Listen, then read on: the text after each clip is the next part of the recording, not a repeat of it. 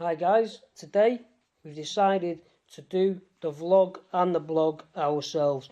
We contacted the British Lung Foundation that were in, dialogue with me. They were going to run a blog. They were going to get some woman called Bethany to ring me. She was on holiday. We never got that phone call. They're basically stalling us. Any bronchiectasis videos they've done in the past, in my opinion, are just to cover up what's actually really going on, and change is needed. I refuse at this present moment to do anything with the British Lung Foundation in regards of blogs unless they take this seriously. So without any further ado, can you ask me the questions, please? First one, what is bronchiectasis?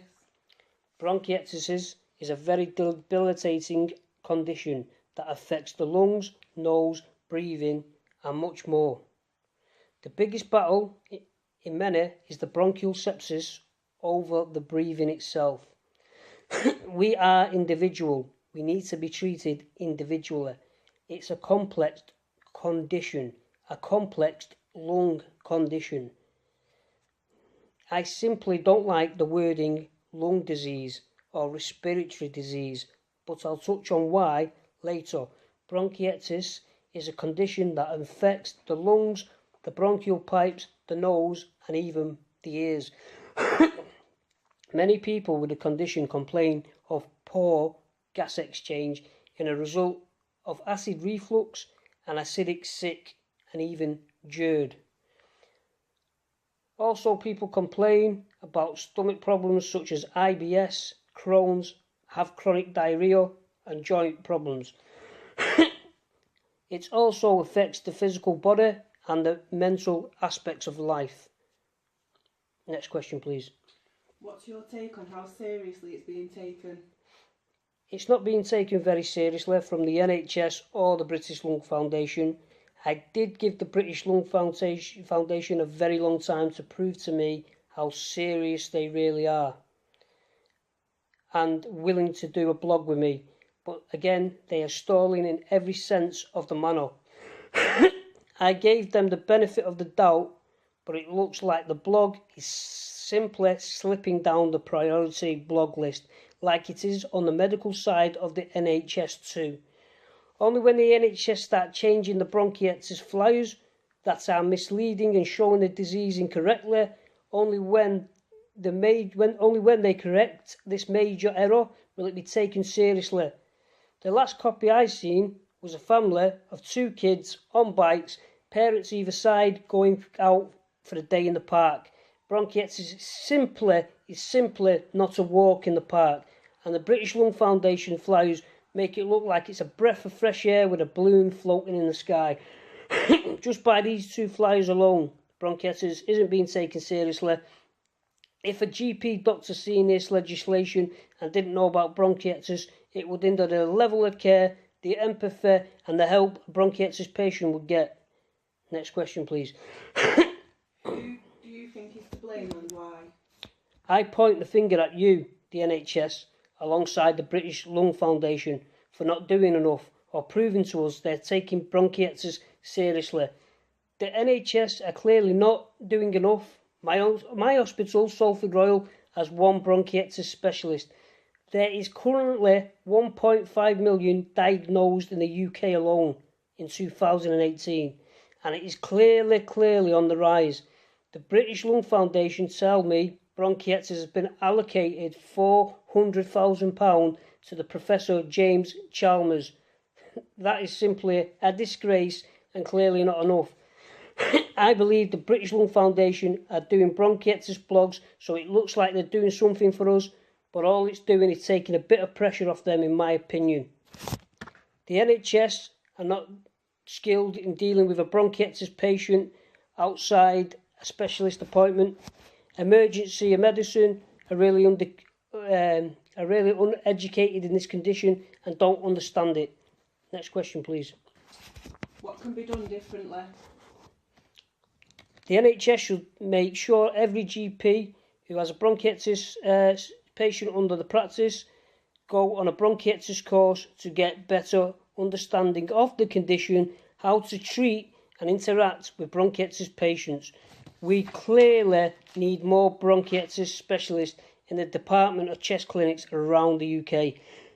One bronchiectasis specialist in my hospital is simply not enough and a disgrace. We need better communications when we're having flare-ups and have the compulsory option to speak to a bronchiectasis specialist in times of need, whether that's telephone communication or direct communication. Bronchiectasis is currently like this: 6 months checkups and they're never there for when you need them. That's like going to the dentist for a checkup and your tooth's falling out, but no appointments to pull your tooth out, so you sit at home and you suffer.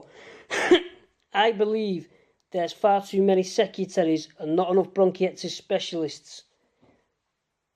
Let me just get a specialist.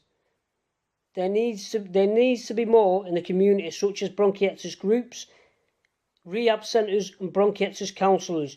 A random counsellor doesn't work. It's just simply the same as speaking to your mum and dad about it. They haven't got a clue what is really going on.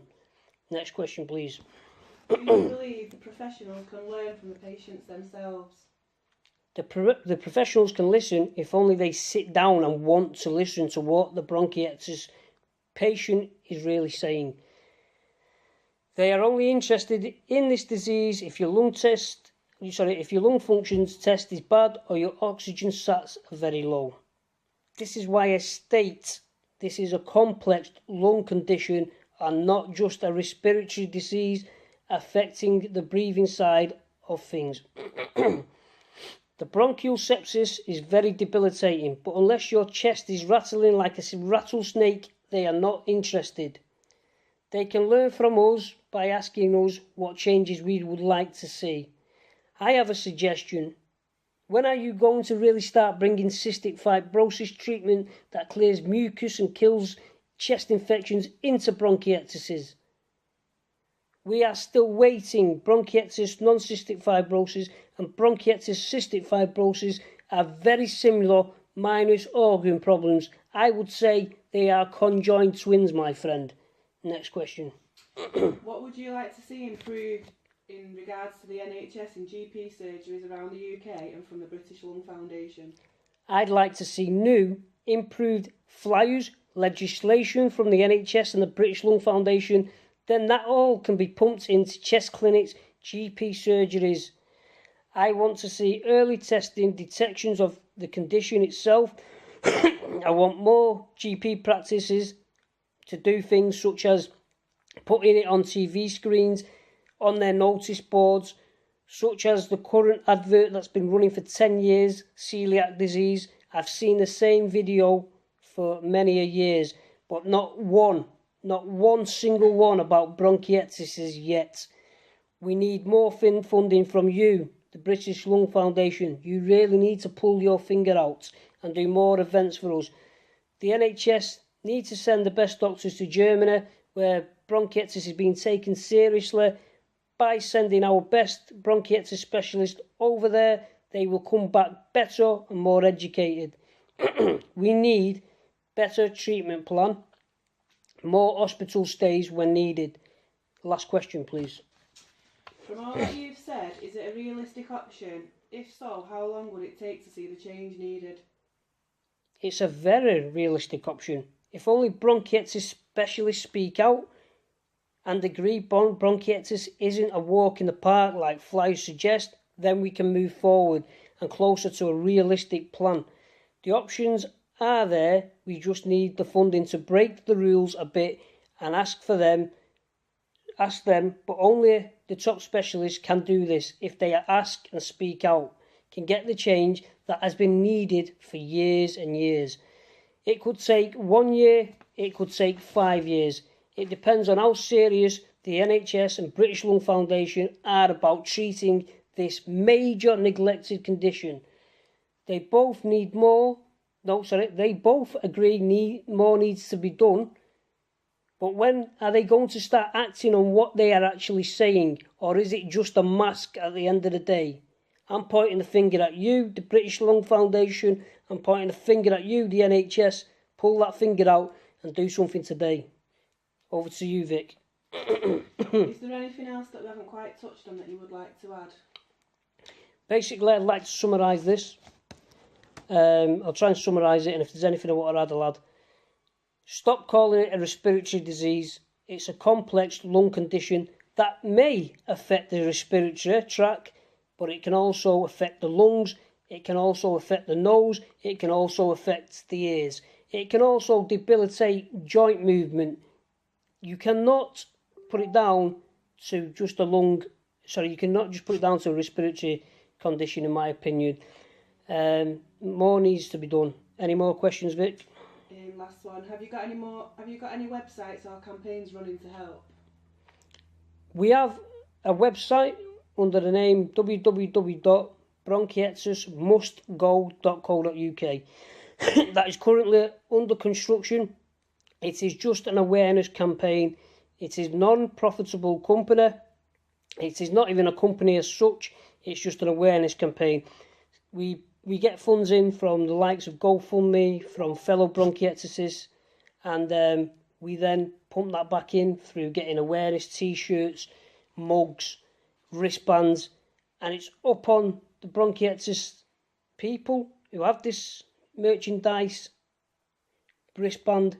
Whenever someone asks, what is it? Don't just state what it is. Go into great detail, and we will spread more awareness for this condition than the NHS or the British Lung Foundation combined will ever do.